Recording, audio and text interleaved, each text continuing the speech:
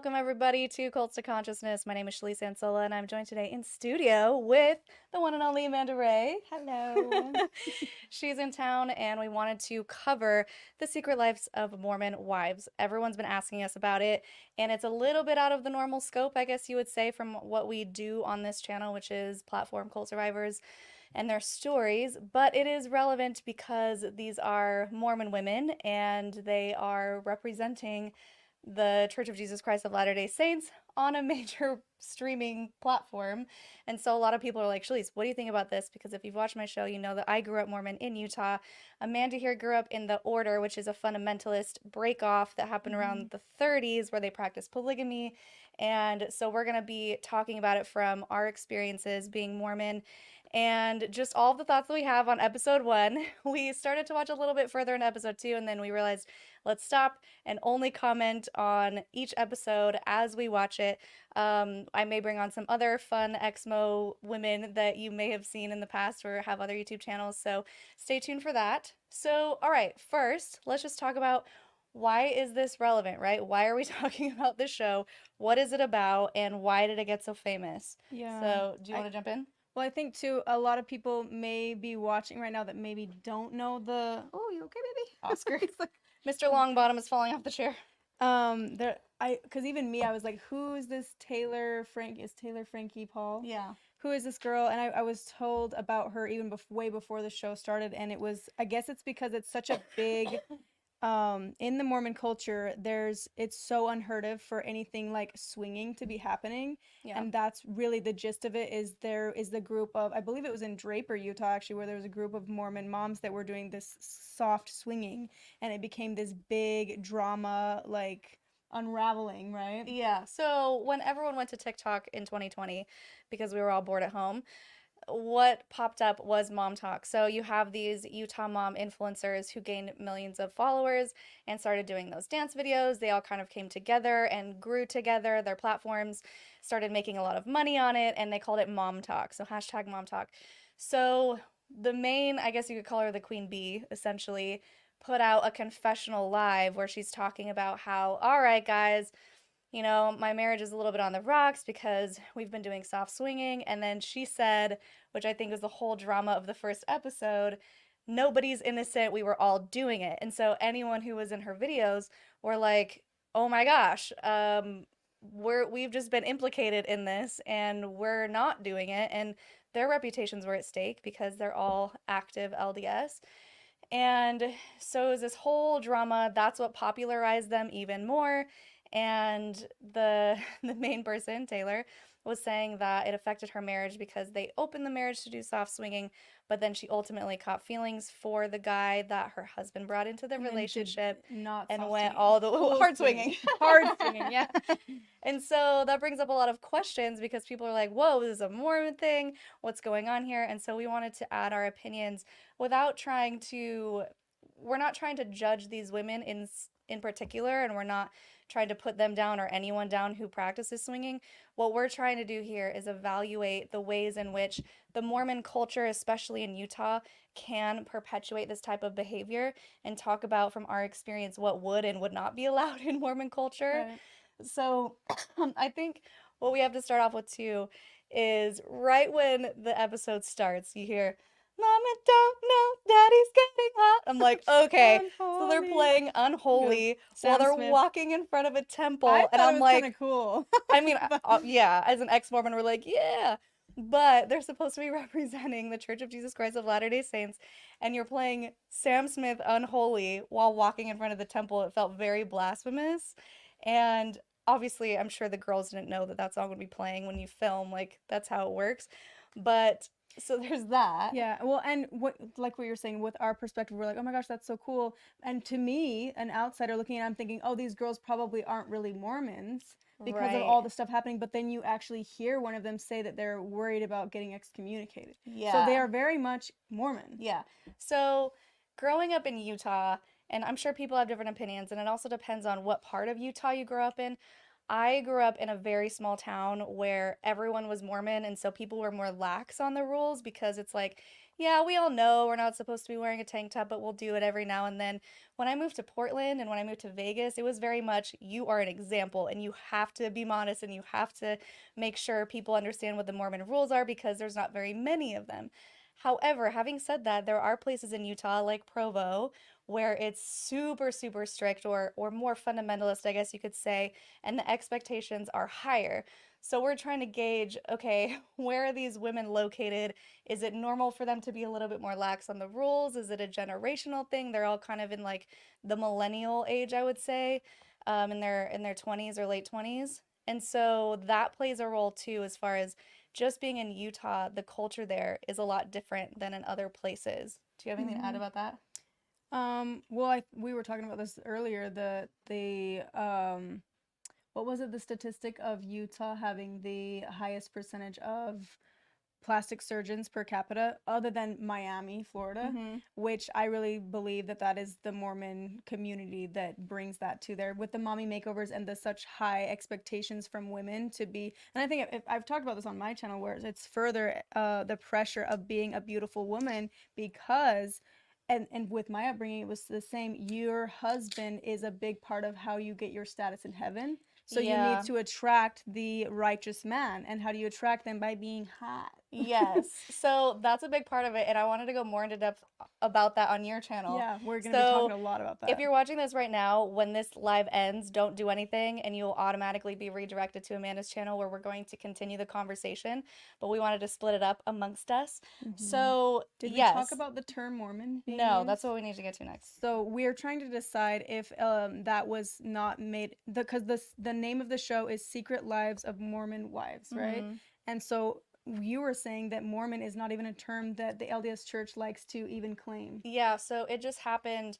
I should have got the exact date, but they came out in General Conference and said, in General Conferences, it happens twice a year where the prophet of the church and his 12 apostles and other high authorities give talks and talk about the revelations they've just received from God.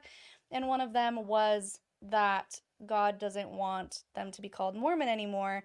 They want to be called members of the Church of Jesus Christ of Latter day Saints. He went as far as to say being called Mormon is a victory for Satan.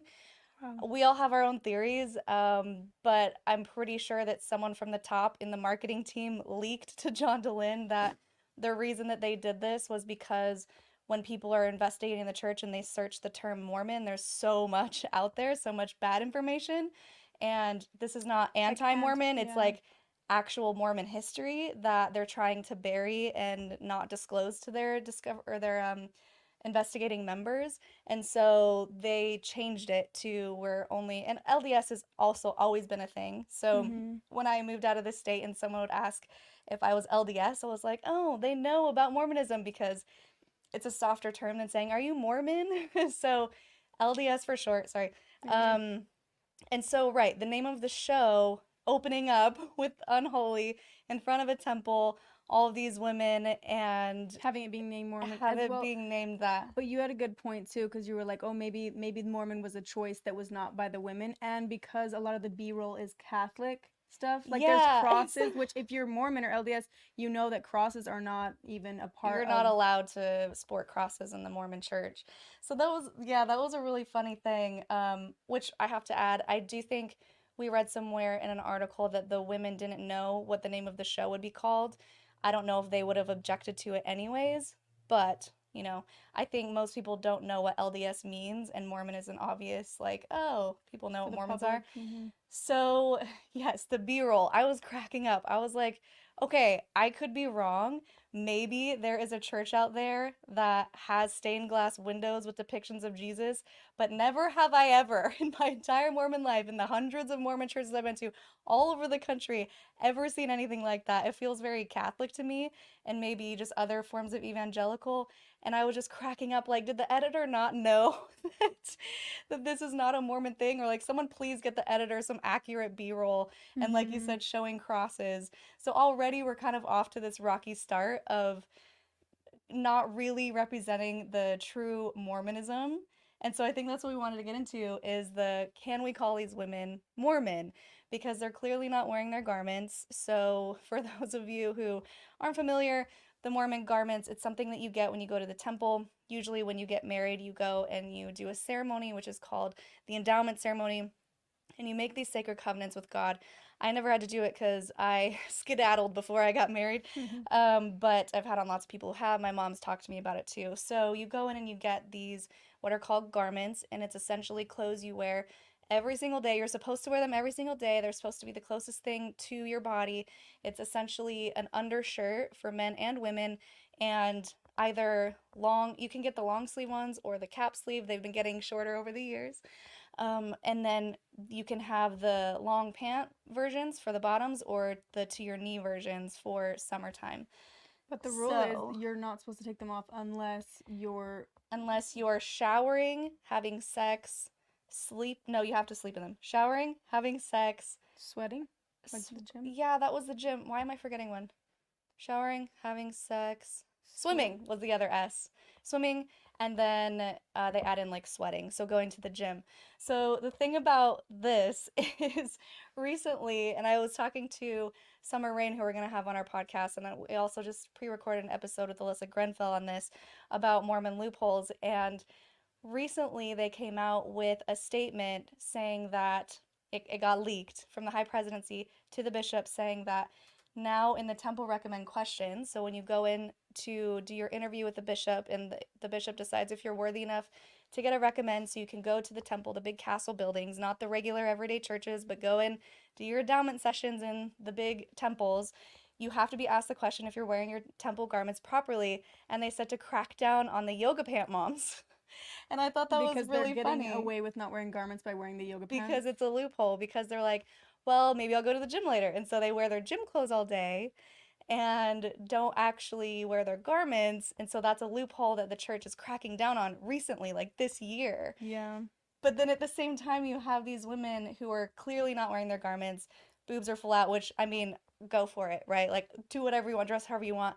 I just think it's interesting that when representing the Mormon church, they're not even really trying to uphold those Yeah. standards. They don't want to, most of them too, because you even see scenes of them drinking. I'm like, that's against all of Joseph So, Smith's teachings. yeah, yeah. So there's, okay, let's get into, actually, before we do that, I wanted to read this directly from the church website so people could read or hear what the church's stance is on garments.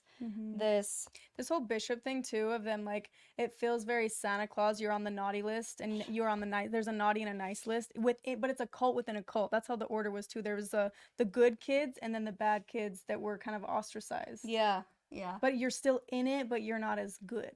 You're So, not higher up. so this article, it says September 2024, the garment of the holy priesthood. I don't know if it was just updated then because I think I saw it end of August. By President Jeffrey R. Holland, acting president of the Quorum of the 12. So he's the one right, no, is he the one right under the prophet? The acting president of the Quorum of the 12. I should know my Mormon hierarchy better. Okay, so it talks about like Adam and Eve and all this workaround stuff instead of just getting to the point. But at the end it says, there is, however, very clear direction given in the initiatory ordinances, and there is forever and ever your Father in heaven who knows you and loves you and understands everything about your circumstances. He will be thrilled to have you ask him these questions personally. Please don't misunderstand. As you reach out for divine guidance, the Spirit will not, and that's in italics, inspire you to do less than follow the instruction received in the temple and the prophetic counsel shared by the First Presidency in their recent statement. A loving father will not, again in italics, help you rationalize doing less than you can do to align with his standards of devotion and modesty that will bless you now and forever. So in this on the website, the official church website, they're like, yes, pray about it, but also if you don't get the right answer, try again because you're never going to be led astray when it comes to what we're telling you. So they're blatantly going against this rule. And one thing that I heard them say in this first episode is, we're standing up, like we want to be, or maybe it was the second episode. No, I hope I'm not No, getting they were kind of breaking acting the like mold. trailblazers Yes. to like become like more because they were very obvious about it being restrictive and they were very open. Some of them were very open about like, well, I like drinking, I like doing these things that are against the church. So they're trying to be, and we talked about this earlier, right? How in the order it's the same way, where there's people that are trying to affect the future of the group, but they're at the bottom of the food chain. Mm, Like the only ones that really can have that big of an impact are the leadership. yeah. And sadly, these women, which they are strong women to be going publicly and saying, yeah, I'm drinking, yeah, I'm not wearing my garments, and I'm still Mormon, that's pretty big. And you could have your membership taken by Right. doing something that big. And that's the problem is they don't give power to Allowances or well yeah well power to women specifically. Women are kind of at the bottom in these religions, right? Oh, right. So that's something that's going to be really interesting to watch play out because the church is always faced with these decisions of Mormon celebrities and influencers and how they crack down or don't. We have the example, and I forgot his name, and I feel bad. A gay couple who are openly married and taking the sacrament, and they didn't do anything about it, right? Whereas other people are getting excommunicated for having any type of premarital relations or any type of sexual relations within a same sex relationship. So we're like, okay, are they the exception or is the church changing? So, in the same way, we're wondering, okay, are they going to be more lenient on these women or are they going to get excommunicated, which is a very real possibility because we're talking about swinging here. So, okay, we need to get to the Yeah. swinging.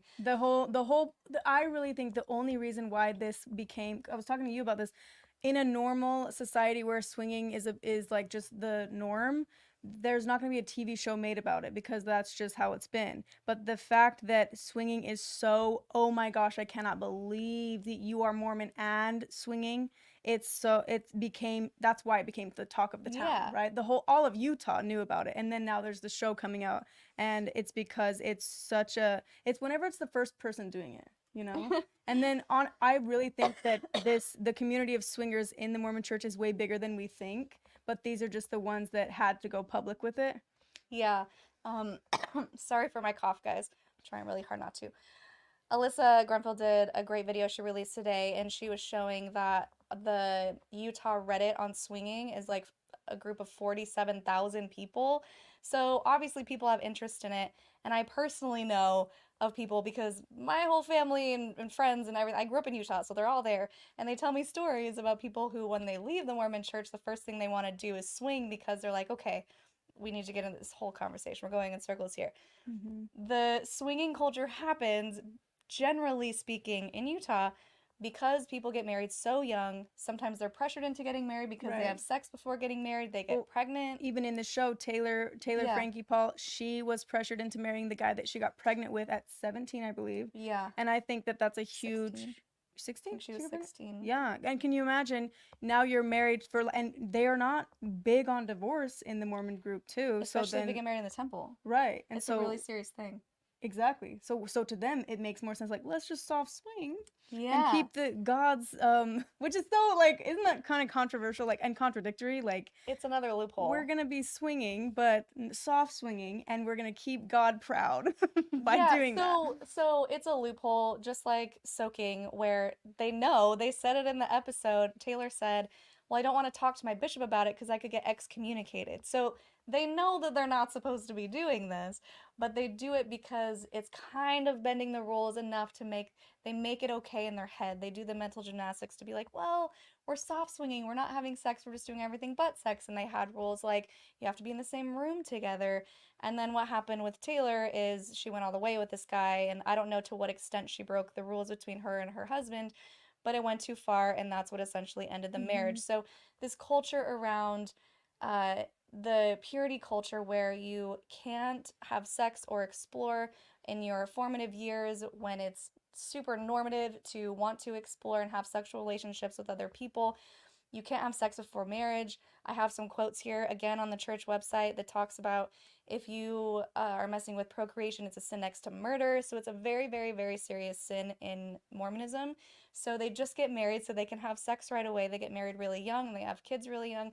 And then they're like, oh, I don't know if we want to be together anymore because we're different people now. Well, because also when they're getting married, they're still developing who they are. So Exactly. you can't really know your partner at that age. And it's entirely possible that you stay with your high school sweetheart forever and ever. We're not saying that's not, but we just want to add clarification as to why it's so common for the swinging culture to happen in Utah when you're kind of forced or pressured into getting married young, or you just want to have sex and so you get married and then realize that you're not compatible or you're different people now. But instead of getting divorced because it's so serious and because reputation is such a big deal, especially if you get married in the temple, breaking your temple covenant is huge, huge, huge. So they're like, well, let's just mess around, but kind of together. When we both know about Yeah. it, it's not really cheating. Okay, so I'm gonna pull up what the church website said because I typed in swinging and I wonder how many searches they've got on this on their website Like, since can the I show. swing, please? It's yeah. So I hadn't found anything specifically about swinging because they probably don't want to put anything They're like, out. obviously not. Yeah. So I found this article that's called Fidelity in Marriage. And so there are so many different things. I mean, the first quote from Exodus, thou shalt not commit adultery. And then, let's see, uh, quotes from Gordon B. Hinckley, who was a prophet when I was growing up. He says, now I move to another corrosive element that afflicts all too many marriages. It's interesting to me that two of the Ten Commandments deal with this, thou shalt not commit adultery and thou shalt not covet. And he was talking about how the university slogans were proposed to reduce drugs and immorality. Okay, so da da da da da da da. He's talking about Moses. Who cares about Moses?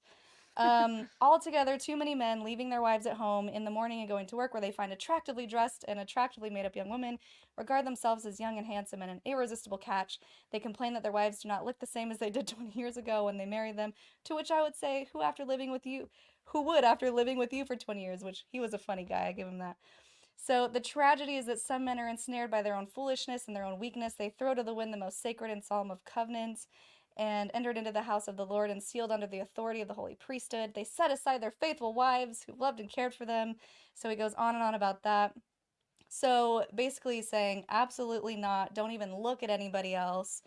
And then here's the murder one. First Presidency Heber J. Grant said the doctrine of this church is that sexual sin, the illicit sexual relations of men and women, stands in its enormity next to murder. And then the Lord has drawn no essential distinctions between fornication, adultery, harlotry, or prostitution. So they're all the They're same, is all what the he's saying? same. Yes. So, okay. Here's another one. Same guy, a little bit later in the quote says, you husbands and wives who have taken on solemn obligations of chastity in the holy temples of the Lord and who violate those sacred vows by illicit sexual relationships with others, you not only commit the vile and loathsome sin of adultery, but you break the oath you yourselves made with the Lord Himself before you went to the altar for your sealing. You become subject to the penalties which the Lord has prescribed for those who breach their covenants with Him. So I feel like that's pretty obvious that the Hmm. church Wasn't is there against it. a Bible verse in there that one that was like, husbands cling to your wife and wives cling to your husband and don't look elsewhere? Yeah, so hang on. Uh there was one at the end that I thought was really, really good. Gordon B. Hinckley again, was there ever adultery without dishonesty? In the vernacular, the evil is described as cheating, and cheating robs virtue, it robs loyalty, it robs sacred promises, self respect, truth, involves deception. So, okay, I feel like the loophole is this because they do say whatever you choose to do, like kink wise in the bedroom, once you're married, is up to you. So I wonder if they're like, well, my husband or wife knows about it, so it's not technically cheating. And it's all in the same room. They're It's supposed to watching. be. Yeah. It's supposed to be. So what are your thoughts on that while I look at these other ones? Um, what do you mean, like my personal thoughts or? Do you think that it's cheating if you're swinging and your husband and wife knows about it? Well, I think about it back to when I was in the order there. I feel like what they did in the order was like, oh, as long as, oh, because I was telling you about this in polygamy, the whole adultery idea gets brought up a lot, and I even asked the question, like, in the Ten Commandments, like, adultery was so bad that it's in the Ten Commandments, yet you guys are living polygamy. But they would say, oh, Mm, adultery is not polygamy because the wife knows about it, even though a lot of the times they're going behind the wife's back to go date these women or court them. yeah. But in the ceremony, they have the new wife's hand, and like the old wife will take the new wife's hand and put it on the husband's hand, and like the hands are all together to say, like, it signify unity, and like this isn't adultery. Can you imagine handing No. another woman to Jonathan? Uh, No. I feel like they all their hearts are breaking, but there's a lot of pressure to like feel like not they're not a jealous wife and they're living the covenant. But Right, because it's a sin to be jealous, right? right, it's to live polygamy truly of God is to not be a jealous wife. Mm-hmm. But so I think it's in the similar category of in the Mormon stuff. It's like okay, so that's what I don't like too. Is like, okay, you can't have sex, you can't even talk about it, you can't even masturbate before marriage, and then now you're married, now you have to be a kinky little, and like you're Uh-huh. allowed to do whatever. It's like, wait, what? And so maybe I could see the confusion of like, okay, so as long as I'm okay with it and you're okay with it, then let's bring this other couple in here too. Yeah. But Yeah. it's looking at it from where being raised as a Joseph Smith follower, I 100% would be like, oh, that's against Mormon teachings Yeah. for sure. You Oh, can't be yeah. not even soft swinging. Oh, well, because here's one that really nails that down by President Ezra Taft Benson. Control your thoughts. No one steps into immorality in an instant. The first seeds of immorality are always sown in the mind. When we allow our thoughts to linger on lewd or immoral things, the first step on the road to immorality has been taken. I especially warn you against the evils of pornography, which we're going to get to in a second. The Savior taught that even when a man looks upon a woman to lust after her, in other words, when he lets his thoughts begin to get out of control, he has already committed adultery with her in his heart. See Matthew 5:28 and D&C 63:16. But I find that a lot of this is contradictory to some of the stuff that they still believe in of Joseph Smith wise, because obviously Joseph Smith lived polygamy, Yeah. and you can still marry another woman if your wife dies and it stays in that what's that rule of Polygamy like in this. heaven. Yeah, but a wife has to get that connection to her husband cut. What is it called when you get it cut so that she can get remarried again? It's basically just like a temple cancellation. Yeah, but the men don't have to do that. So it's like here's this rule of like a man cannot lust after another wife, but then we contradict ourselves by saying a woman has to cut it off, but the man doesn't. And then the whole Yeah. polygamy thing is also contradictory to the lusting after. Joseph Smith, the true believer, the one that created the whole thing, was lusting after women. Which is why it's so rich and funny. And I will say there's probably true believing Mormons, active LDS members who say that Joseph Smith did not practice polygamy. Please, I urge you to go to the official church website, look at the gospel topics essays. They very clearly and openly state that Joseph Smith did marry multiple And women, it says even how Helen Mark young they Kimball, were. Yeah. just shy of 15. Mm-hmm. So it's not a secret anymore, and it's not anti Mormon literature that Joseph Smith practiced polygamy. He absolutely did. You can look into the happiness letter, which was written to coerce a young woman into getting married to him when she said no initially.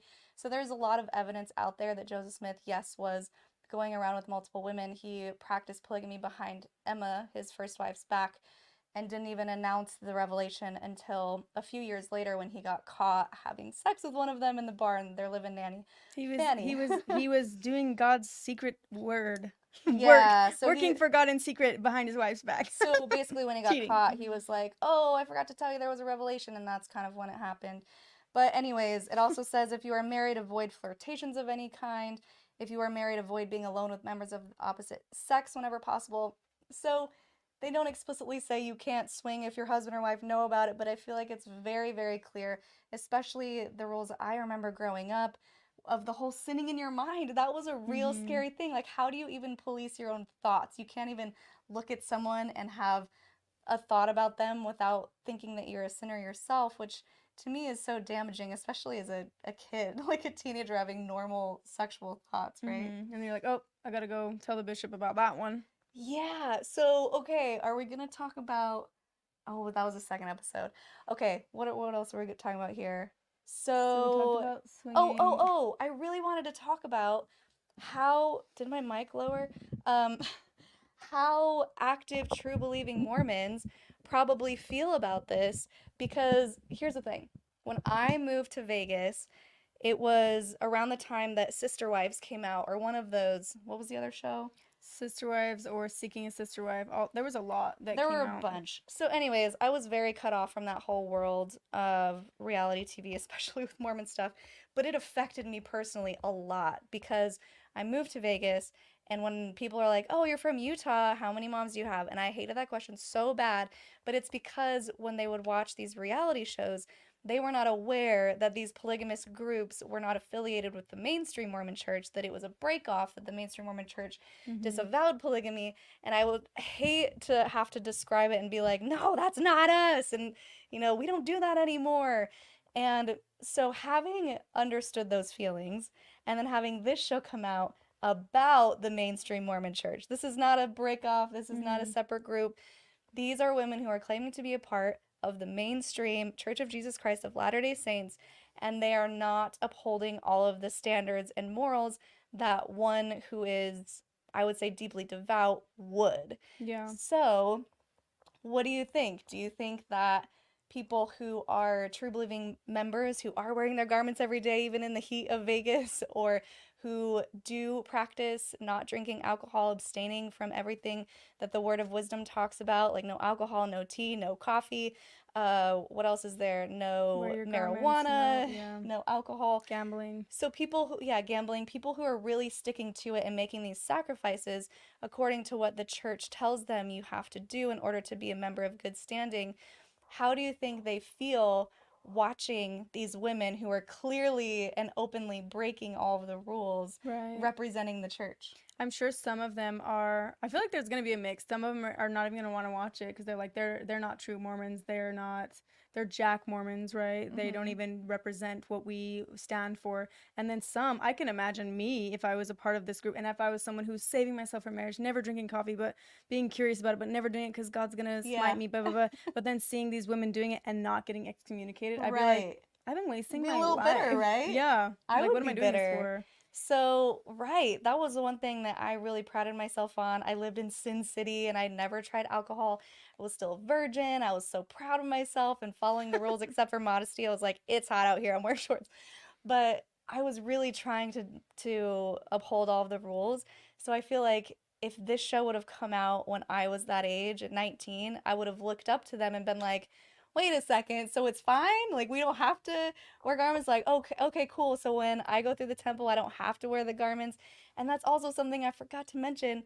Summer Rain, love you so much. She's been showing me these posts of Mormon Gen Z. Yeah, Gen Z couples coming out of the temple. So they're like 19, 20, 21, and they got married in the temple. So for those of you who don't know, your highest priority in Mormonism is to get married in the temple. Like they talk to you about it since you're a child and know how to sing little primary songs. Mm-hmm. And so when you get married in the temple, it's a very serious covenant you're making to God. I think I mentioned that's when you get your garments.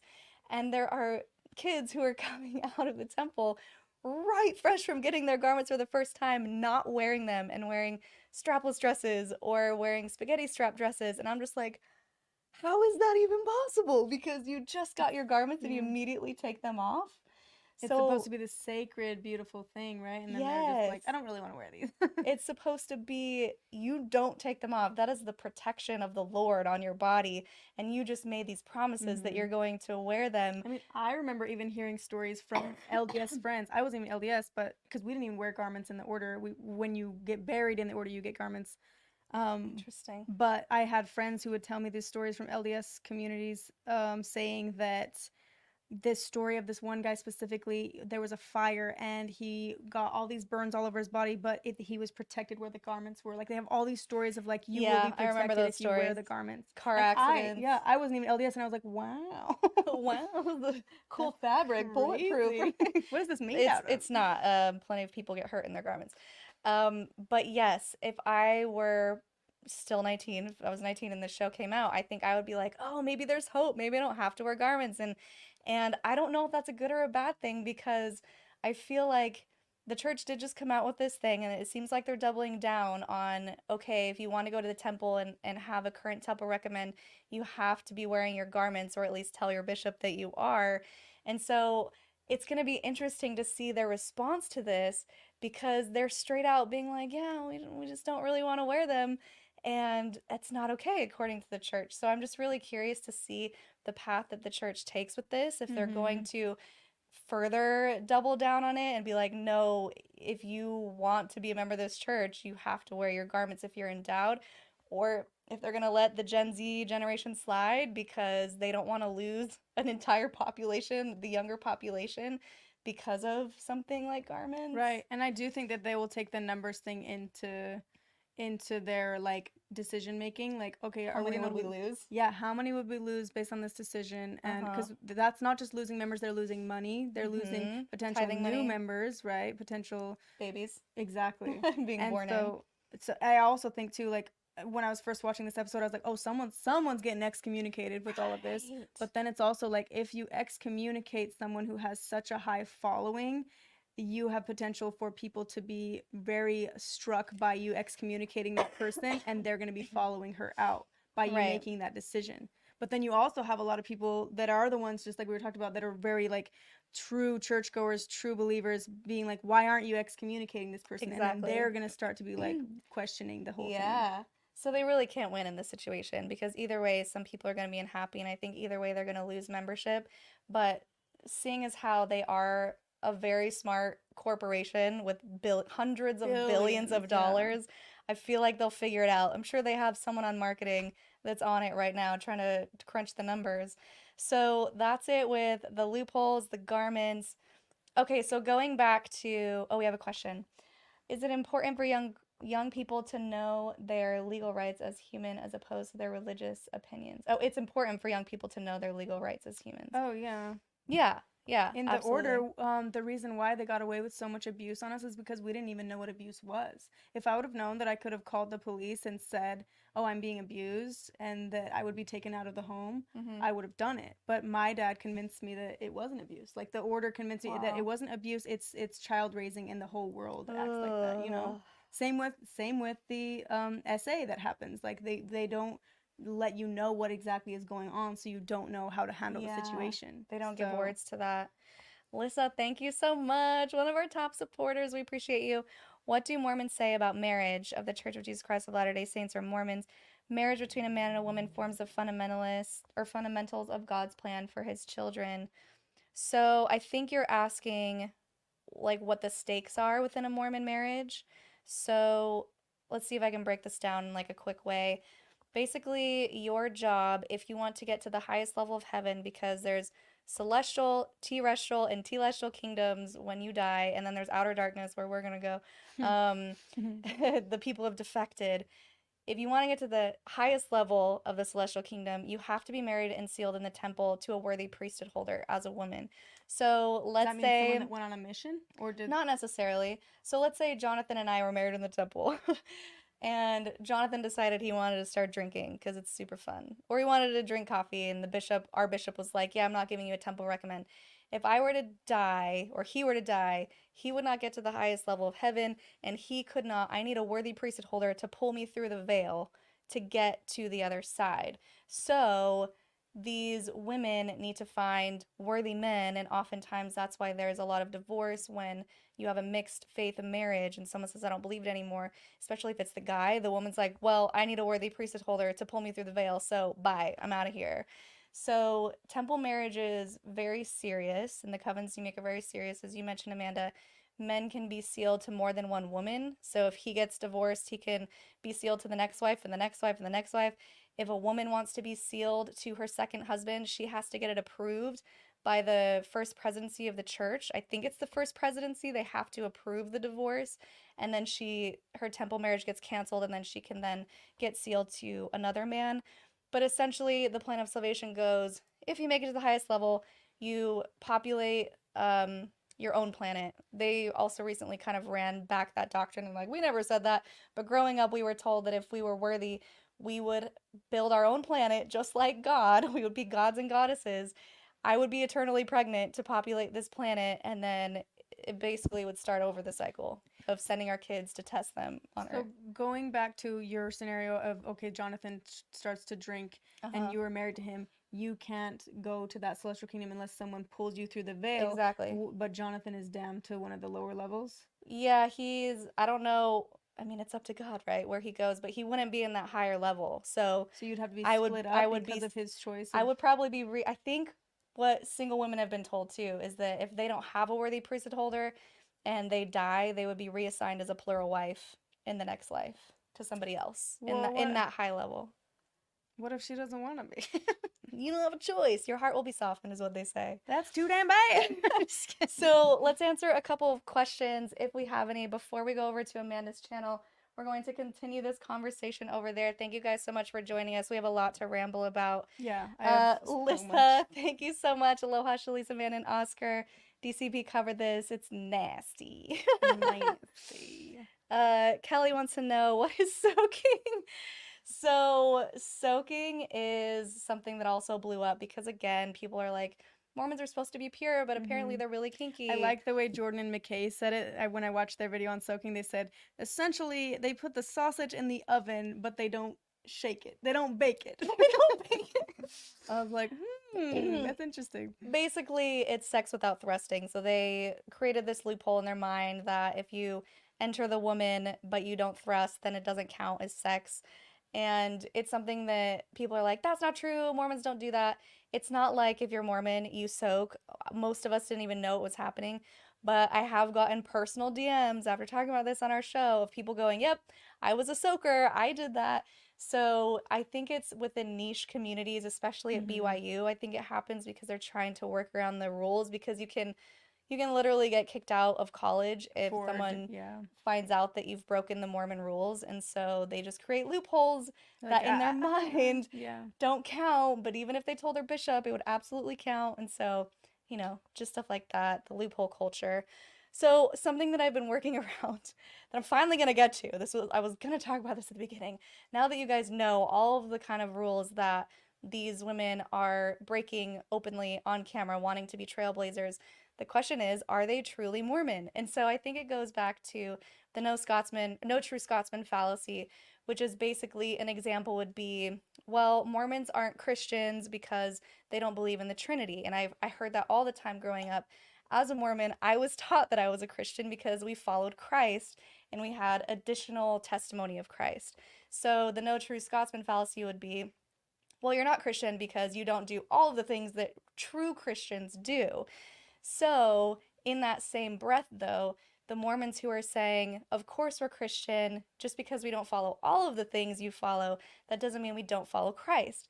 So, the same can be applied, and we could say, okay, well, you may not want to claim these women as Mormon because they don't follow all of the rules, but they are baptized into the church. The Mormon church does play a huge role into their life, and they are living somewhat to the standards of Mormonism, even if it's just culturally. So, ultimately you can't really disown them or not claim them just because they're not following all of the rules. Hmm. Thoughts, Amanda? Yeah, I think it's a lot of, because there's in every extreme religion, there's always going to be that group of people that are like, well, what if we do this though? And can we stay in? And we were talking about this too. I was asking Shalise, like, what do you think it is that's keeping these women want? Because they were so scared. One of them was so scared of losing her membership, and we're like, well, what is she? What does she really want to stay for? You Yeah. know? Is it really that she truly believes in these teachings, or is it the community that she fears losing? And it could Yeah. be a mixture of both. I think when I was leaving the order, that was a big fear. It wasn't necessarily a fear of going to hell, because I was like, this is hell, but it was a fear of losing my whole entire family and everyone that I've ever known, and then Mm-hmm. jumping into this world that, because the Mormon lifestyle, there's the lingo, there's the communication, there's the friendships that make sense there that don't make sense out here. And when Mm. you leave something like that, and same with when I left the order, it was like learning a new language out here. Like, oh, so you guys don't talk about marriage at 15. Oh, so you don't, this isn't at the top of your, okay, cool. Like, Yeah. and it was so shocking to me that people were like, I would ask what they thought happens when we die, and they're like, I don't know, I don't really think about that. You're I'm like, like, what? I literally eat, sleep, and breathe that all the time. Like, even still, it's been 11 years since I left, and I will still have little panics, probably once a week. Like, what happens when Once we a die? week, Yeah, once a week. Amanda. Like, and I've talked about this on my Patreon before. And I don't know if I want to know if it's just me, or if you have this, or you guys have this. Whenever I have naps specifically in the day, I will wake up with this, like, oh my gosh, what happens when we die?